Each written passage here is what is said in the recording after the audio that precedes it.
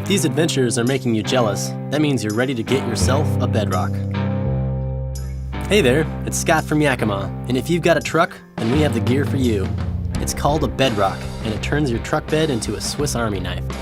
It's easy to install. Just install the tower onto your Yakima round crossbars. Yakima crossbars come in 5 different sizes and are sold separately. Then, install your crossbar setup onto your truck bed, making sure the towers are equal distance from each other. Tighten the bars with the included Allen wrench. Then, place the black adapter on the clamping hardware. Drop the clamp into the tower and tighten.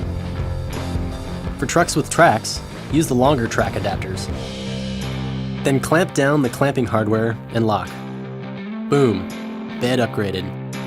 Now you can load up those crossbars. Install bike mounts, snow mounts, boat mounts, even cargo boxes easily.